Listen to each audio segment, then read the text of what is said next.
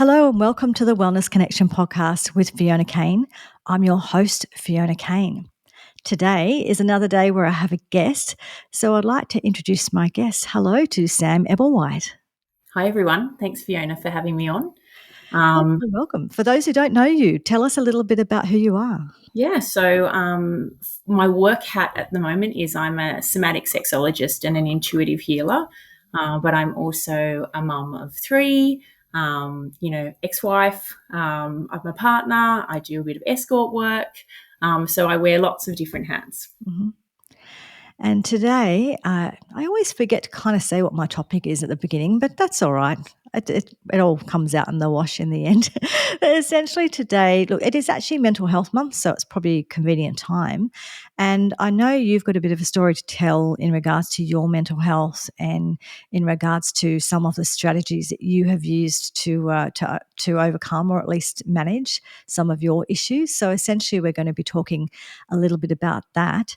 So if you would maybe just like to start with just telling us a little bit more about that background and about the challenges that you've had.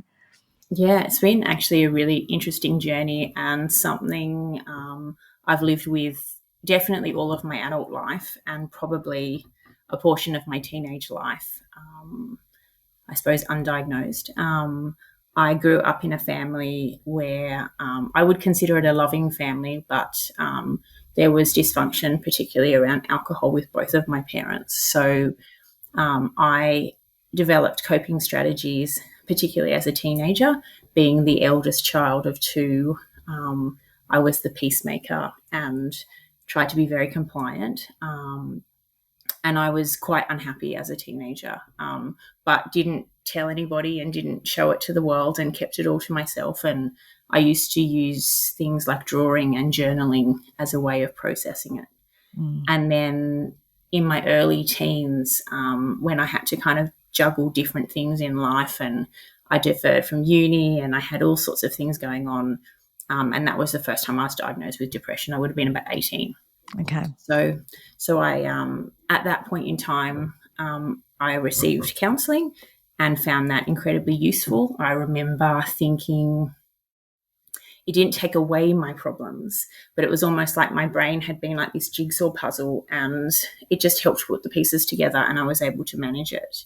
Yes. And so I kind of went through that process, managing my mental health, using those tools, exploring different strategies in my early adulthood. And then my first marriage dissolved when I was pregnant with my second child. And it was a really, really horrible year. We had lots of things to deal with. And that was the first time I was medicated for my depression. Okay. And so, again, I'd sought help through counselling and talk therapy, and then also balanced that out with medication at the time. And I'd started to explore different avenues of personal development. So, starting to work out who I wanted to be and peel back some of, the baggage I was carrying from my childhood and my limiting self-beliefs, and sort of juggling that process and raising children and all the things that go with it. And then I married again and, kind of went through that process and that didn't really work out either. So I had my third child, again, still on and off medication, still using talk therapy. But it was after that point I had also started to explore alternative therapies. So I'd worked at a chiropractor for a long time and so discovered NET and kinesiology and found that really amazing because I got to the point where I got tired of talking about why I had the challenges and why I had the limiting self-beliefs. And, I was working on myself and doing lots of personal development and I kept on sabotaging myself. I knew what I wanted and I couldn't understand why I, kept on stopping myself. And that was when I started to understand that we carry emotions in our body. And so through kinesiology and then energetic work, I started to clear out layers of that trauma and hurt and emotion and for me at that point in time, that was really, really beneficial. Mm. And so it's just been a process of peeling back layers and growing and developing and learning, who I want to be and taking on life's challenges. And then my youngest son, he's diagnosed ADHD and also on the autism spectrum. And when I got his ADHD diagnosis, his pediatrician said to me, I think maybe you should look into women with ADHD.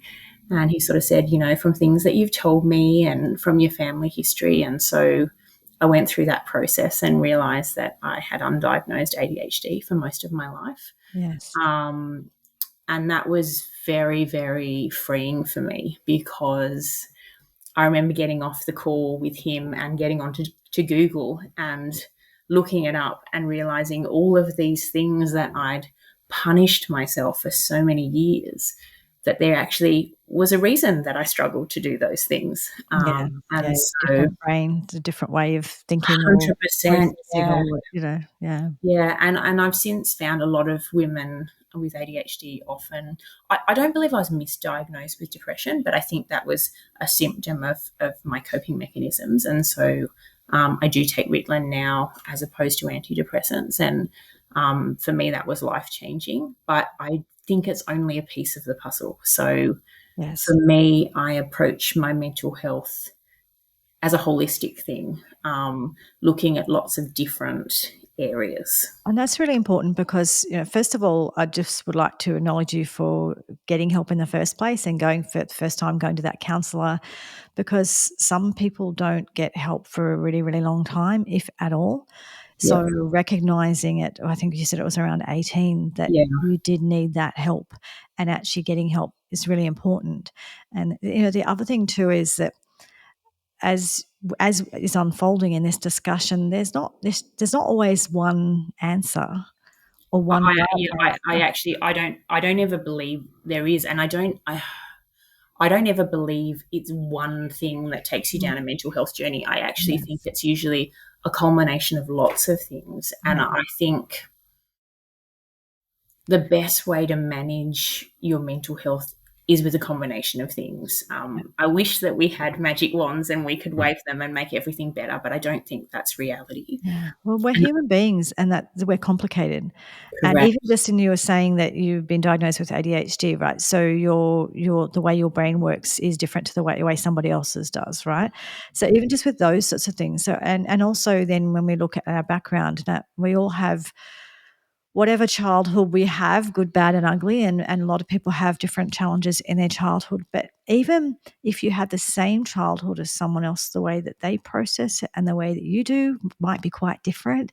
So 100%. there's so many factors. So it's just not as simple as, oh, I had counselling once. And that's the thing. One thing I do find frustrating sometimes when I'm talking to people is they kind of did something once and it didn't work or it didn't keep working, and then they sort of give up. And I think it's just important to understand, it's first of all, our mental health is something that we manage our whole lives, the same as our physical health, right? Yeah, So we manage our physical and mental health our whole life. And so it's not a job that you just do and that you just have done. Like you don't go for a walk once and say, I've done my exercise for my life. So this is the same thing where it's something that you manage, and it's something that you manage over a lifetime, and we have to adjust what we do and what works and how we do it and what we need and all of those things over a lifetime depending on what's happening. But yeah. it's not sort of like a one and done thing. It's just an exploration and a continued understanding that we just need to keep managing it the same as we do our physical health. And I think it's a process for lots of different reasons. Yeah. So, your challenges change throughout your life. The demand on you changes, how you manage something and what works for you at any particular time, that changes. And so even if you've tried something once and you didn't like it, maybe a different practitioner would give you a different result. Maybe a different life stage would give you a different result. Um, I lost mum 14 years ago to cancer, but I remember when I first started getting some help and talking to her about it, and she was not a person that ever sought help. And I remember her saying to me she'd gone to counselling once and all she did was cry. Now, I know that's part of the process. And sometimes that's how that emotion comes out before we get to the place that we can actually start to be able to heal and move forward, almost like a grieving process. I like to think of it sometimes, if you've got like a jar that's bottled up with all this stuff that you've shoved down, sometimes you've got to let all of that out before you can then take the next step. Yes. Um, The crying but doesn't last forever. yeah, mum was just, I think, so terrified that she would fall apart and not be able to come back together. And so, we'd had a tumultuous relationship, but I'm very grateful that because of the work I'd done, I was able to be there with her at the end, and it wasn't about making amends because she was sick. We could actually just enjoy each other and have a relationship. Yeah. And I credit that for, the work that I did and getting my tools sorted to Yes. kind of manage my own stuff. Yeah. Because that's the reality. We actually have no control over anyone other than ourselves. Exactly. And with our mental health, it's the same thing. And sometimes it's harder than others, but unfortunately, it's up to us to process that. It is. It is. And just on a side note, I don't know if my microphone's picking it up, but we've got a lot of thunder here in the background. So if there are strange noises coming through on this recording, we're both in different places in Sydney, but we're both in the middle of a storm right now. So just if you hear weird sounds in the background, that's why. But you are exactly right, though, with what you're saying. It's our responsibility. And I think that that's the challenge, is because we can, if we want to, say, I'm the child of parents who are alcoholic, or whatever the thing is that our parents did or didn't do. And it's true, and it's valid, and we have a reason to feel bad about that. The thing is, though, that what sometimes we do is we carry it for our whole life as the excuse that we never need to do anything, and we never need to do any work ourselves, and it's not my fault. And we sort of go through life and kind of just, destroy other people's lives along the way through, but don't take responsibility. So Yeah, I think to know that you can take responsibility, and it doesn't mean it's easy. And I'm not putting down anyone who's going through that or feeling that way. It's very natural to feel that way. It's just not very empowering long term. So if yeah, long term we are able to have, get the help and find the strategies that will help us sort of turn that around. And then, like you said, you are only control of you and what you do and your way of responding to things, and learning how to do that rather than just spending our whole life in there coulda, shoulda, woulda, but it's their fault sort of place, which is, yeah, sometimes is like absolutely valid. Like there's no question, but correct. no matter how valid it is it helpful? That's And right. is it not necessarily helpful? And the other thing too is I know that I lost my mum 3 years ago, and I know that she had some issues with some mental health challenges as well, and it is tricky. And I didn't have the extra layer that you had with the alcoholism there as well. But when you are a child of a parent who is having those kinds of struggles, it is really confusing and really complicated. And children generally take on things and feel like they're to blame for stuff. Yeah, And if you're the eldest, you often feel like you're responsible for protecting and looking after the younger children as well. But then also that we need to protect our parents, yeah, so we're the protector for everybody else, but not for us. yeah, And it's complicated when you're in a relationship with people who are struggling with their mental health or substance abuse issues or those sorts of things. It can often be quite, besides it can be physically dangerous, of course, as well, but it can be quite emotionally dangerous too. And so we learn to kind of protect ourselves and not kind of put yourself out there, because you just never know what you're walking into, kind of thing. yeah, I think that all of those years of living in that sort of fight or flight that we're in when we're in homes like that, yeah, is exactly why this is something that sort of kind of, it's a lifetime to sort of unravel bits and pieces, and why different parts of the puzzle work, which is why sort of the kinesiology, I think it's a kinesiology you said that was helpful for you. yeah. And look, I That's did good. various types of energetic healing, Mm.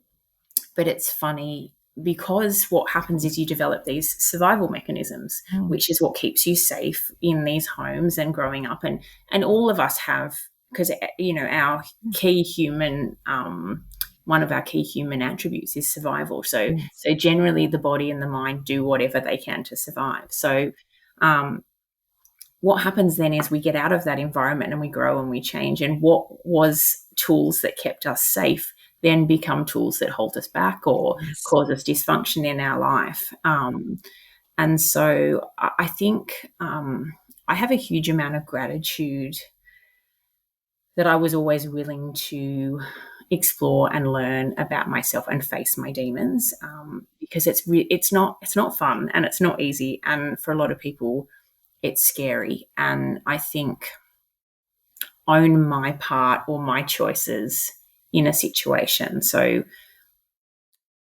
we were all victims of something, but when we stay in that space, we actually lose accountability. And Yes. when we don't have any accountability for our choices and our actions, we have no platform to change and grow.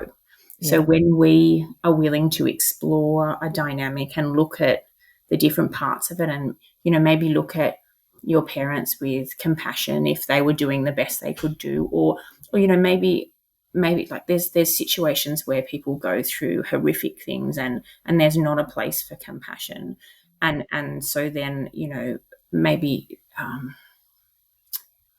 gratitude's not even the right word, but being able to get out of that dynamic and then rebuild their life. They can use that as a platform of what they don't want to bring into their life. Yes. And we have these different tools that we can go and ways we can look at it. And when you take accountability for your situation, it actually gives you the power. You mentioned empowered before, but it gives you the power to change and do something different to what you've been living with or doing. And if you Yes. don't take that power, then life will always be out of your control. Yeah, yeah, and I think what you said there is it's really, really important, and I'm going to emphasize that we have those patterns of behavior that we have for survival, and we have them for a very good reason, because we do survive because of them, but then if we take them into the rest of our life, they can and do interfere with our success, well-being, happiness, Mm. relationships, everything. Yeah, And if you understand that we all kind of have a version of that, some more extreme than others, depending on what we had to survive, that one of life's challenges is just to understand that we have that, to identify and to figure out kind of how to unpack that and put it back together in a way that works, a way that works for you. yeah, And then, what you said as well in regards to the then it's kind of taking responsibility and also just to be able to fix the situation, we need to just be able to acknowledge what it is. And yes, you just do need to be able to look at your parents and see exactly what they are, good, bad, and ugly. And in most cases, you probably will be able to find some compassion for them and some humanity with them. And in some cases, maybe not. And I think that the work is then in sort of just learning that regardless that whatever they did, none of it was your fault. yeah. And That's it wasn't exactly right. actually about you, even if it feels like it was about you. It was about them playing out. They're playing out. They've probably what we just talked about, that Yeah, cycle we just talked about. They have had some sort of trauma or some sort of thing happen to them, and they've chosen or they've fallen into whatever survival mode that they use, yeah, and they're acting that out, and that is harming you. But I don't necessarily think in most cases that's not an intentional thought out process. It's just people who didn't sort out their stuff now are harming the next generation. And so just understanding that sometimes you just need to look at it. What was the situation? What was going on? What was going on for them? And then what do I need to do with this information? And sometimes you can heal a relationship or you can move on with one. yeah. Sometimes you can't, and it's appropriate not to have that relationship. It just all depends on the situation. But That's the main exactly thing right. is healing you, isn't it? Oh, 100%, because, there's that saying, hurt people hurt people. Yes. Um, but if you don't take care of your own stuff, it just spills out into every area of your life, Mm. even when you think it doesn't. Yes. It's and it's a process, so it comes out in layers. Like you said, you don't do something once and it's fixed, Yes. and that can be phenomenally frustrating. Mm. Um, but what I sort of have done in my own journey, and then I like to do with other people, is you think about your stories. So we are where we are now, and that's kind of sometimes our starting point, or our story, and we have like a baggage with us with all the stuff that we've picked up along the way. Some of it we want to keep and some of it we don't. And then we get to think about where we want to be, and we get to rewrite any stories that we don't like. Yes. But you have to actually be able to observe. You have to know what baggage you're carrying, and you have to know what stories that you've got in your system that you're carrying, and belief systems from your family and your friends and relationships, and everything that you've been exposed to throughout your life, because that makes up who you are and where you are. Yeah, yeah. I often tell my clients that stories are a bit like software that's been installed by maybe your parents or your society or whoever, yourself, but essentially it's kind of a software, and you can replace the software. Yeah. We don't realize that. I don't know at what point it happens, or if it happens for everyone, that you realize that you don't actually have to listen to the voice in your head, or that the voice in your head isn't necessarily accurate or true or Yeah. sensible. And it's just understanding that voice is part of it's basically kind of a software that was uploaded onto you, and you can choose to update the software or change the software. Yeah, I'm not convinced the voice goes away. So I have a few of those voices. I do think the voice gets softer. Yes. And I do think for me, like I talk, because I body image is a big thing that I've battled and I work with people around. And so, I talk about, what do you see when you look in the mirror? Because often, we can present to the world, and it's those quiet times when we're by ourselves that those demons come out. For sure. But, I think I like to think about this voice on one shoulder that tells me all the things that, is that shit, basically. But then you build evidence to fight that voice, and you heal the parts of you that bring up the components of that voice. And so that voice gets softer. And even when you hear it, you have more evidence to be able to challenge that and move forward. Yeah. And I think with mental health, that's a big one, because we often are battling those voices in our head, sometimes legitimate voices when we've got, schizophrenia or things like that. But other times it's just that self-talk and that loathing and all of the crap that we carry from battling mental health. Yeah, yeah. And talking about that, again, not talking about the schizophrenic type voice, but just talking about the average everyday person and the voices that we have in our head. Yeah, you're right. You don't just stop it. And I think that battling it is a losing battle there. I think it's more about what you were talking about. It's kind of that integration thing. It's actually just learning to, first of all, you don't have to believe it. You can challenge it. You can use evidence to challenge it. So, well, you said that I can't do it, but I just did. That kind of thing. And over time, when you learn that you can challenge it, and when you learn you don't just have to accept what it says, sort of integrate it as part of, and also that voice. I don't know, sometimes that voice is that part of us, is that protective part of us. So we were talking before about how we have this protective mechanism to save and look after ourselves. Well, that voice is often a strong part of that. Yeah. So the voice actually is the voice is most fearful of change. Yep. Because all change is bad, right? Yep. Because we don't know what can happen. We just don't want anything to change, So when you understand that the voice often, not always, but the voice often is part of that, a protective mechanism, then you can learn to work with it more and talk to it more, and not sort of have to be in battle with it or try and get rid of it, but sort of to bring it along for the ride and explain to it that actually, you were really helpful when, 20 years ago when I was going through this, but now this is my situation. So the best support you can do for me now is this instead. So it's kind of, it's not battling, it's more learning to wrangle with the different voices and the different parts of us, and kind of bring all that together, as opposed to, just fighting with yourself, basically. And sometimes it's information. So, if you can observe the times where that voice is louder, it might be when you're trying to do something new. So then it's like, okay, I'm trying to do something different. So my security system's in overwhelm. Yes. If it's times where, if you're thinking about a body image component, you get out of the shower and you see yourself naked. Is there another bit that I need to heal? Do I need a bit more professional help to work on this area that I can't seem to get past? Yes. These things can highlight areas that we actually need to heal, we need to work on, it can be really useful information. Yeah, you're right. Data. Mm-hmm. It's all data. Yep. Yeah. So you've talked a little bit about some of the things that you have done over time Yep. to support your mental health. So you did talk about sort of doing some talk therapy and some kinesiology. And is there anything else that you would like to talk about in regards to the strategies that you have used that have really helped you?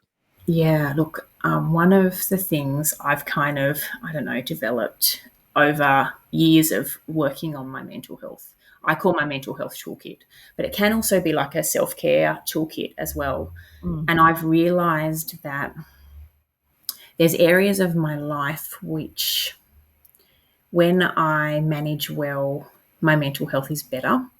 Um, and they're often things that slip when I'm struggling. So it's been a really useful system for me. And I work with people now developing the same because I believe in it so much. So for me, the components I look at, there's about 5. So I look at nutrition. mm, Am I eating well? Because when I eat well, generally I feel better about myself. I'm feeding my body the food that serves me. I'm gluten and dairy intolerant. So when I'm not eating foods that yeah. don't agree with me, I feel better. Mm, On the flip side, when my mental health is not great, I tend to be comfort eating. I tend to be looking for things to put butter on, so um, it can be a tool to help me, but it can also be a tool to identify when things are slipping or when I go, oh, actually, something's not quite right here. mm, The second thing for me is movement or exercise. So I find going to the gym works really well for me, particularly in the morning. I start my day well. It's not for everyone. So part of, what I encourage people to do is find what their toolkit would be. But for me, getting up and going to the gym in the morning makes a big difference. It gets my ass out of bed and gets me moving. yeah. Movement is really Yeah, important, and people can do it in different ways that might work for correct. them, whether they're Correct. dancing around at home to their favorite music or whether they're going for a walk or whatever it is, but Yep. movement is the important Yeah. part. So for How and me, when they do it or where. it's 100%, 100%. And again, if I find I haven't exercised for a couple of weeks, what's going on? Why do I not want to do that? So, Mm, and then the third one for me is medication and supplementation. So, if I'm on meds, am I taking my meds? I used to go through stages when I was on antidepressants where sometimes I'd just forget to take my meds. mm, And I'd get to day 2 and I'd be okay. Day 3, the wheels would fall off the cart. So, am I doing that? Do I need any kind of extra supplementation if I need support with my nutrition? That's kind of the third one that I look at. mm, The fourth one I look at is, what am I feeding my head? What am I putting in? Am I, positive music, positive movies, or am I, doom scrolling on something that doesn't serve me?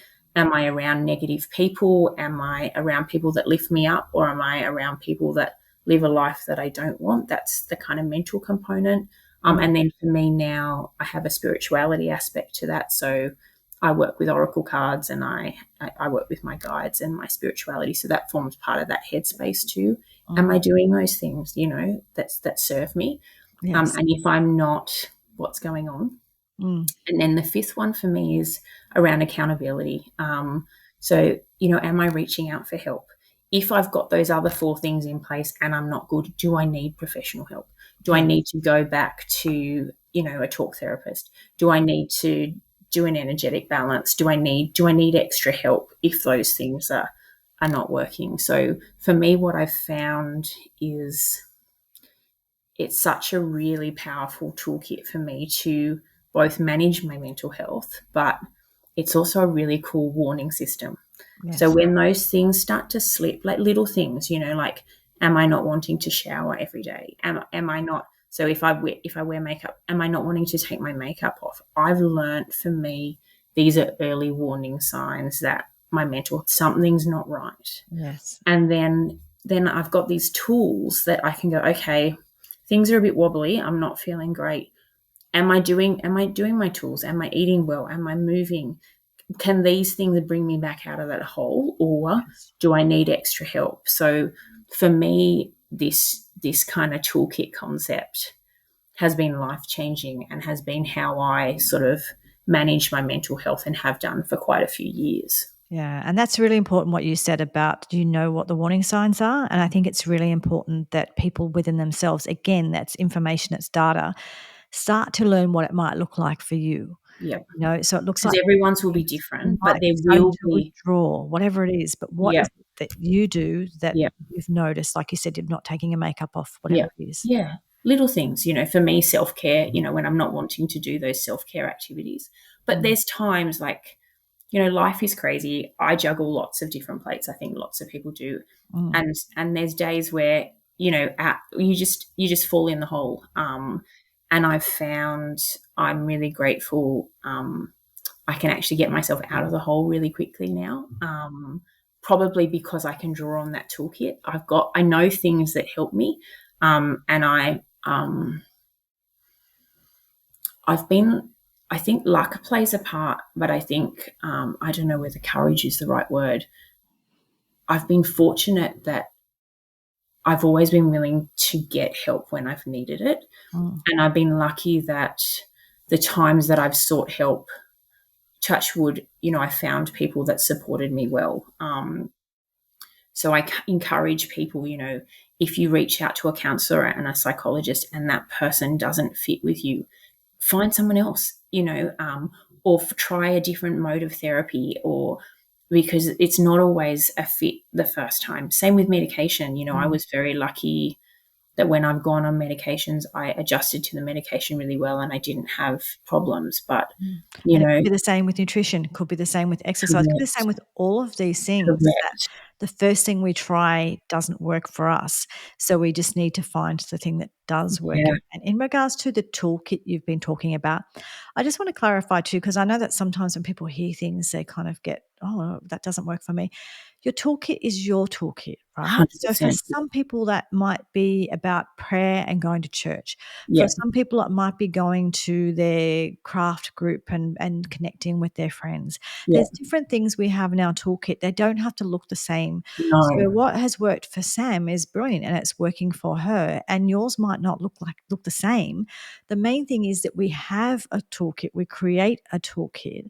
And the things that nourish us, the things that support us, the things that we know work really well for our mental health. And everyone's toolkit can look different, but it's just you have one yeah, and you learn the warning signs that Sam has discussed, that she sort of knows what the signs are. The other thing too that would be useful, and I think you might have said this, I'll just clarifying with you, but if you know what your warning signs are, but also if you're lucky enough, if you have someone who's close to you who might recognize them as well, or who you might be able to tell, or someone who you sort of have a certain amount of accountability with, who will kind of recognize when, sometimes it's the people around us who look at you and kind of go, oh, you're looking after yourself, yeah. so it's probably useful. Do you find it useful to have someone in your life that can help in that way, or is it I more of do. I do. For me, part of my dynamic and part of just the way my life has been is I've been quite self-sufficient and self-reliant, and so um, I haven't always had those people in my life to call me out on those things. yes. Um, but I do think, having your support network as part of your toolkit is really, really important. Mm, And so for me, one of my things, which I suppose is kind of the same thing, mm, when the kids were little, if I found myself yelling at the kids more, that was one of my warning signs. So maybe if your partner's brave enough to speak up, or you've got a good enough relationship that you can call those, or maybe a parent or a sibling. I do think that's really powerful because sometimes they can see things before you can. yes. Um, I do. I'm going to call a little bit on something with regard to the toolkit. Because I encourage people, it's got to be them. It's got to be what works for them. Mm, But I do think nutrition and movement are crucial if we're going to talk about wellness and yes. managing mental health as a holistic thing. I And I agree. think some form of mindset, whether that be prayer, whether that be because we're very conscious about often what we we put into our body physically, but what we put into our body mentally, particularly when we're managing mental health, is a huge component. Yeah. And then developing a support network, whether that be professional support, whether that be your personal support network, or a combination of all of the above. I think if you have whatever works with you, but take into account that, look at least those 4 areas and have some kind of system to take care of that in your toolkit, I think is really important. Yeah. Well, when we look at what we need for just human function and human survival, we need connection. So we do need to have someone or a place, people, someone has to be people, but it could be friends or it could be partner or whoever it is, or professional. But we certainly do need people that we have a connection with and people that we talk to. Especially because when one of, I think for a lot of people, withdrawal and isolation when mental health is not good is one of the big things that happens. So, if you find yourself not wanting to see your friends and not wanting to leave your house and, like red flag, red flag, red flag. Yeah, it's a red flag for you, and it could also be actually, and I'll go back to those other things in a moment, but it'll also I'll give you an example. I've talked about this on the podcast before. I had a couple of strokes when I was in my 20s. And a few years ago, I was in a situation where my tongue started to go numb all of the time. And so it sort of felt a lot like I was having another stroke. And then I kind of realized it still went on and off for months. So obviously I wasn't having another stroke at the time. And obviously I talked to my doctor. I did those sorts of things. But it was still it made me feel quite anxious, because you start having it's frightening if you've been through strokes. Yeah. So what I did is I actually, at the time, I was working in a clinic and I had some staff in that clinic, and I talked to them, and I also talked to my husband, and I told them what the signs of stroke were. And I said, if you see this, this, this, and this, please ring the ambulance. It means I'm having a stroke, right? And so I put it onto them to watch the symptoms for me. Yeah. And then I just put it away, sort of thing. But what I'm trying to say is that what you could do potentially, or a useful thing could be whether it be to, you don't have to give people the full detail of your situation, but just you can say to people, hey, look, sometimes, if I'm not feeling so great, I tend to withdraw a bit. If you've noticed I've disappeared, can you please just follow me up? So there might be a colleague or a friend or someone or a family member who you can say, hey, if you notice I'm starting to disappear, can you please follow it up? Because that might mean that I'm, having a rough time, and sometimes I have trouble. So that's another way of maybe kind of asking for help. I think that's so powerful. And I'm going to call out for a lot of people listening, that will probably be terrifying, because some of us carry the belief system that we're actually not worthy of help. Yes. Yeah. And that's one of our stories. But part of rewriting those stories sometimes is we have to be vulnerable to see that these people genuinely want to support us and help us. And it's not till you kind of put it out there. One of the things a big lesson I've learned over the last couple of years, though, is who you ask is really important. So when you I don't like to use the words right and wrong, but I'm going to use it just for this example because it's easier. So when you ask the right people, what you find is they support you and they help take you to where you're headed and the story that you're rewriting, or the support that you want, and they'll be able to hold space for you. When you ask the wrong people, they tend to keep you in that space of that story that you're carrying that you maybe want to change, or they can't help you and they don't support you and they feed into that side. So I've learned it's very, very observing people. And, not hating on them for where they're at, but just going, okay, this person probably doesn't have the capacity to support me in what I'm asking, so I'm not going to ask that person. But this other person does, so they're going to be the better person to have in my support team. And maybe it's a physical or emotional capacity that they don't have, or maybe they're just the wrong person. I think Brene Brown refers to people, those sorts of people, as candle blower outers. We don't share our fears and our dreams and things with candle blower outers, because they just blow the candle out. And, no, you can't do that. So it's recognizing the people in your life who are, the ones who are going to support you and want the best for you. And also too, like when I said before, talking to a colleague or whatever, I'm not saying that you have to go up to your colleague and say, I have major mental health issues and blah, blah, blah. It's just like, hey, look, sometimes I get a bit down. And if I do, I can withdraw, and that's not good for me. If you notice I do that, can you just check in on me? It's just Yep. simple as that. And it doesn't have to Yep. be, you don't have to give them your whole history of your mental health. It's simply just saying, hey, it's no different to me. I see, because like me saying, look for these signs of stroke, right? So Yep. for me, it's just like a same thing. It's just like, okay, I know that I have this issue. I know I have this physical issue, or I know that I just have this issue where I withdraw a bit when I'm a bit down. And I just ask you to do this thing? So to me, we can make it simple like that. It doesn't have to be 100%. super complicated, and just choose someone that you feel safe to Yep. ask that I of. think I think we're in a time where there's much more information and education around mental health, and um, obviously there's exceptions to the rule, but generally, it's more accepted for Yes. what it is. And, even most workplaces now actually have mental health first aiders, and there's support networks in place. Um, so you can actually reach out to that person Mm. in confidence Yeah. if your workplace has one of those. Yeah. But like you said, Fiona, even things like going, look, sometimes I get a bit lost, and if I don't respond to your messages 2 messages in a row, can you give me a buzz just to Mm. check in that I'm Yeah. okay? Little things like that where you don't even have to air your dirty laundry. Mm. Um, Yeah, because you but might do the same thing if you had some other condition, like, sometimes I faint, or I suffer from epilepsy, or I suffer from this, or what. So we do it for a lot of physical things. So it's kind of the same thing. It's like, can you just check on me, if whatever it is, and maybe someone who who will do that with you, or who they text you every Friday night to see how you're going. And if I don't respond, can you follow that up? Because whatever it is, so it's being able to ask for help. Or if you feel like you can't do any of that, you can still ring Lifeline, or one of the many kind of yeah, online places, if you don't feel safe, or don't feel like there's anyone you can talk to. and I think something you mentioned is really powerful.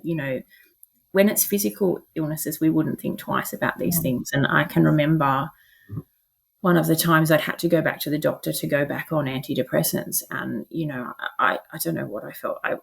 Just the concept of having to take medication every day to manage my mental health. Mm. And I remember a doctor saying to me, you wouldn't question if you had to take blood pressure medication, or, and I Yeah. was like, well, that's really true. Why do we question it when it's mental health? Yeah. And for me, the times, it was clearly a chemical imbalance, and, the difference when I went on medication. But sometimes just acknowledging that whilst it's not a physical ailment, it's still, it's real, and it should be treated with the same respect. Absolutely, and it's not a failure if you need medication. Now, like, I'm all about natural therapies and natural ways of doing things, and certainly there are, for many people, they can come off, or they can avoid medication. For many people, they can't, and that's okay too. It's what works for you. Yeah. So, and sometimes, certainly, I know, in situations where people are in a really if you're in a real heightened state of anxiety, that kind of thing, sometimes you need medication before you can get to a place where you can work on the issue. So 100%. sometimes you need something to take the edge off for you, to allow you to do that. So yeah, so it's really just using the tools that are available, and obviously being supervised in it, and getting support, and doing the work that you need to do. But just use the tools that you need, and there's no shame in needing this tool or that tool. It's just whatever's going to ultimately work for you. But also just getting the support you need to work through whatever is going on. Yeah, I completely agree. Mm. And going back to, I'm aware that we've gone a little bit, we're stretching it with time. Not too bad. I've done some overly long episodes. I'm trying not to do them too long now, because I sort of get a bit too long sometimes. But I'm just going to go back to something we started covering before, like in regards to going back to the toolbox. Yeah. The things that we really need, certainly we do need good nutrition. We need to move our bodies. Our bodies are not made to not move. We do need to move them. We need good sleep. Yeah. We need connection with other human beings. And I think that most people benefit from having some sort of spiritual practice, whatever that looks like for you, but something that's sort of bigger than you, something that where you feel you've got that support, or that I 100% agree, because there's something very powerful in having something bigger than you to turn to in difficult times, but also to, have gratitude and call on in good times, Yes. and however that looks for you. Yeah. Yeah. So, and then there's, there could be supplements or herbs and or medications, and I would just say if you're taking medications and supplements, herbs, whatever, just get advice from someone like me or a natural therapist or someone who knows 100%. how to knows how to prescribe safely, because sometimes they counteract each other and that's not a good idea. So don't just go to Woolies Yeah. and BYO, do it yourself, not BYO, DYO, And do it yourself. And in that as well, if you're on medication and you decide you want to get off your medication, don't just stop Just taking stop. it. No. Go to your doctor, and most medications need to be weaned off, and Yes. often you'll need to sometimes supplement to compensate. So, Yes. before I had my third child, I weaned off my antidepressants, Mm. but then I used high doses of omega-3 to as an alternative. So there's ways you can do it, but do it with support and with a practitioner that knows what they're talking about. Yes, yes, definitely. And what I would also like to do is just point out that you and I are going to book some other episodes to do as well, because there's some other things that I do want to talk about with you. Certainly, sexual health is something that I think would be worth us talking about. But something you Absolutely. mentioned before, body image. I Yes. think that's a really important one too. So I think I'm going to be booking you in for some future episodes to talk more about those things. Thank you. It's been very exciting. Is there anything else you'd like to add in this conversation that you think it's important to mention? Um, I think, it's been really clear that this is obviously an area of passion for both of us. And I just think talking about and sharing about people's journeys and sharing with vulnerability and openness is powerful, so people don't feel like they're alone. So obviously, I've had my journey, and part of my passion now with my work is to help other people Mm. kind of heal and grow and work on things. Yes. So, we're going to share my contact details, but, people can be free to reach out if they have any questions Mm. about things that we've talked about. Yeah. What's the I'm best very place to happy. contact you? Probably email is best. So it's sam@samebblewhite.com.au. That's And then Ebblewhite, Ebblewhite. that's correct. Yeah. That's correct. And that's probably the easiest way. But we're going to share my socials as well. That's another avenue that people can contact. Yeah. But, if something's kind of intrigued you, I'm more than happy to communicate with people about it, because it's something that I'm really quite passionate about. Yes. And I think, just know that you're not alone, and there's lots of different avenues of support and help. Yes. It's not one size fits all, No. but and trust your gut as well. Often, we can actually know what we need to do, but it's just finding that balance. Is it that survival side of us trying to keep us small, or is it actually our true instinct taking us on the path we need to go? So Yeah. just being discerning with that and peeling back those layers will help that. Yeah, yeah. The other thing too that I would just like to add, because I sort of think it's important to say this, we've been talking about the toolkit. You don't have to do it perfectly every day all the time, and you won't. As we're not talking about the toolkit as something that you do perfectly. And if you don't do it perfectly, then you're failing, and then therefore you're it starts the story again, right? Yeah, Toolkit is a toolkit, and the idea is that you do as much of it, as you can in whatever balance works for you at the time. And and what I often just set to ask my clients to do is just sort of say, like, what does self-care look like for me today? yeah, And it might actually mean that I'm not going to go for the walk today because I actually need to have a sleep, or it yeah. might mean I'm definitely going to go for the walk today because I if I don't, I'm going to explode. Whatever it looks like. But it's kind of just it is okay to kind of play around with it and adjust it as you need it. But you're not failing in it. You just sort of it's only ever about your next choice. It's only ever about the next choice and the one after that. Even But don't just use it as another thing to beat no, yourself over, no, like another stick no. to beat yourself with. Taking that moment each day to go, what do I need today? Yeah. That in itself will change your life. Yes. That's so so powerful. Yeah. I used to have a little bit of a line for myself, which was striving to be the best I can while loving myself as I am. Yeah. Because, some days we do better than others, but hating on ourselves doesn't serve anybody. It doesn't serve us, and it certainly doesn't serve anybody else. Yes, so if we use failing, so-called inverted commas, failing at our toolkit as another way to beat ourselves up, then it's not very useful. So To me, that means it's not a viable mental health toolkit. It's a yeah, it's a weapon kit, which is we don't need any more weapon kits. exactly. So I just thought it's worth mentioning because I've talked to enough people over the years to know that we like to punish ourselves. We certainly Yep. do. So look, thank you so much for coming on today. I've really enjoyed talking to you today, and thank you for sharing your story. I know it's not always easy, but I appreciate you sharing your story. Thank you. I really, really appreciate being on this show and having the opportunity to share. So thanks again, Sam, and thank you for everyone who's watching and listening at home. Please like and subscribe and share and tell other people about this podcast. That's how we get the word out there and share these really important messages. And thanks again, and I'll see you next week where we have real conversations about things that matter. Bye.